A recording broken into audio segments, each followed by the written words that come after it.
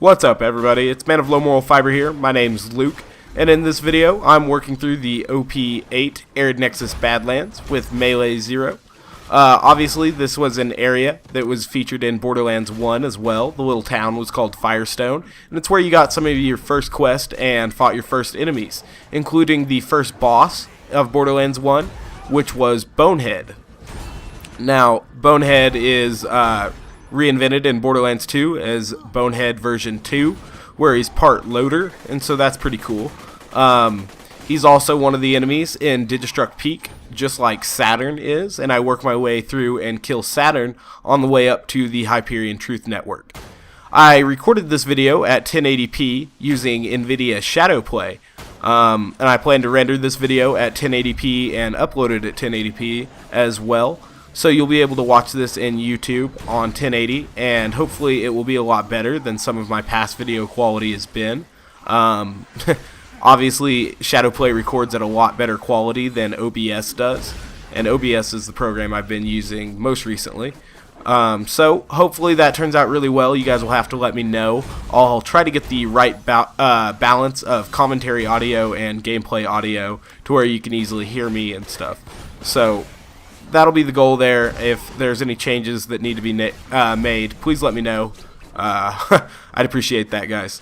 Alright, so I'm working through these skags here. One of the first quests in Borderlands 1 is for you actually to take out skags in that particular area, so that's kind of nostalgic. So anyway, I'm going to use the Pimpernel to do some preemptive damage to some of these loaders out here so that my mini must fall chain will be easier to pull off. Go ahead and now kill that one that I put in Killing Blow with the Pimpernel. Allows me to continue just a little bit more and get more damage on this third loader before I take him out now. Now I'll just work through the rest of the loaders here, obviously trying to work towards Bonehead at this point.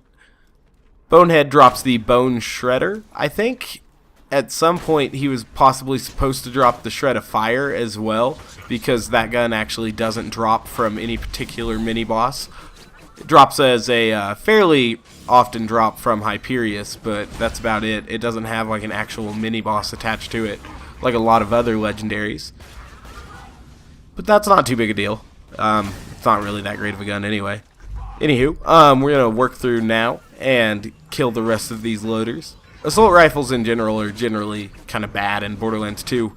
Hopefully in future iterations of the game, assault rifles will be awesome again. Oh man, that's probably something you guys wonder too. I wonder when they'll actually go ahead and announce Borderlands 3. It seems like it's an inevitability at this point, but what are we, a year and a half since the release of Borderlands 2? Might be time for an announcement. I don't know. We'll see. I bet it's still a ways off. Either way, I'm excited. I really do love this game. Getting the last few of these junk loaders killed before I head on over to kill Bonehead. That way, between Bonehead and Saturn, I won't have to fight these guys. Already have taken them out. Sometimes when you don't have any enemy to shoot or, execute, it's best just to go ahead and shoot your gun so that you can start your deception cooldown again, unless you're just looking for that little bit of run speed from Innervate and you'll have it back by the time you get to the next enemy. But sometimes that's why I break my deception by firing my gun like that.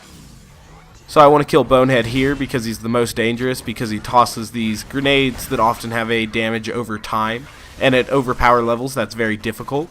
Now that I've killed Bonehead, I'll go ahead and pick a couple off maybe with the Pimpernel, and then go back in and start taking them out one by one with melee. Alright, looks like we got just one more enemy left. Throw my Chain Lightning to get some of my health back. And now I'll go ahead and get an execute and kill on this guy here. There we go. Now back towards Saturn. I believe Saturn is generally considered to be the hardest mini-boss in the game, probably. He's really, really tough. He has a stupid amount of damage reduction. He can't be slagged. He has a very high health pool, and he has some pretty good offensive attacks as well. So he's a pretty tough boss. Plus he's humongous, and he can be kind of hard to melee. And he has like no real critical spots that are easily hittable. So that's all the deals about him. But as you can see with Boar and a Pimpernel, if you get a good shot like that, you can do a lot of damage to him. See, right now he's already in killing blow range, and so I'm just going to try to coax him down now by standing under the bridge so that I'll be able to get an execute and a kill on him here. Boar saves the day again. So that made Saturn a lot easier than he otherwise would have been probably for me. Go ahead and strip my shield and get the killing blow on him. Hit the visual damage cap there, obviously. I wish they'd adjust the visual damage cap to allow for higher numbers, but I'm sure that might cause a problem with some of the systems that are a little bit dated that are still trying to play this game. So I don't think they'll update it, although they should. Went ahead and gave you guys a quick look at my gear and skill build there. I was recording with shadow play, like I said, so this was just a background recording that was going on, and so I wanted to go ahead and show my gear and skill build, just in case I wanted to upload that, and I did, so yeah. But I went ahead and continued because there is a large constructor that spawns up here, and he's pretty cool as well. If you don't kill him quickly, he can really get into some trouble here with him because he spawns a lot of rocket loaders and jet loaders and, you know, little turrets and stuff that can really be a problem, especially with the limited cover and his missile spam as well. Obviously, I'm taking special caution not to get any of this damage over time from this rocket launcher loader we got going right now, which appears to have the corrosive rocket launcher. I don't want to catch that damage over time because it would be very, very bad. So I'm just getting quite a bit of damage done on the constructor right now with the Pimpernel. Now I'm going to go ahead and take that rocket loader out in order to give me better peace of mind for one thing and just less damage for another. Do some more damage to the constructor here. Try to take out these surveyors. If you Pimpernel his critical spot, I noticed that you usually kill surveyors that a constructor spawns, and that's a very, very good thing because the surveyors can be a big problem.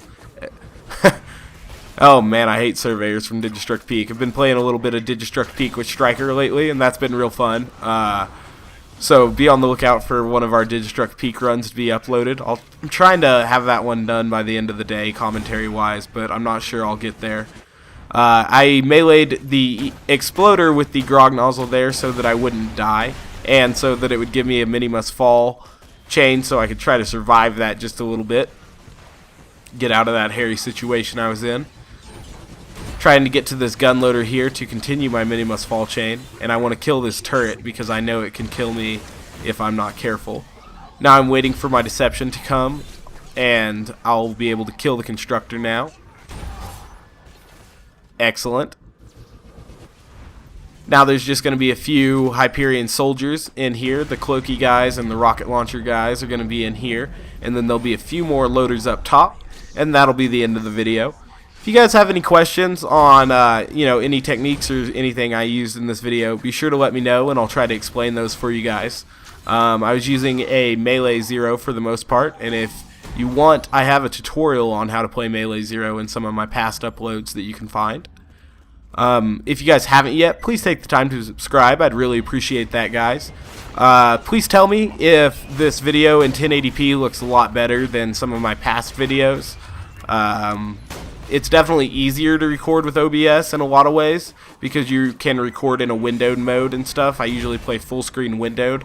I have to play full screen for this currently with shadow play. I hope they change that in the future. I'm not sure they'll be able to though. If anyone knows a fix for that, I would love to know it.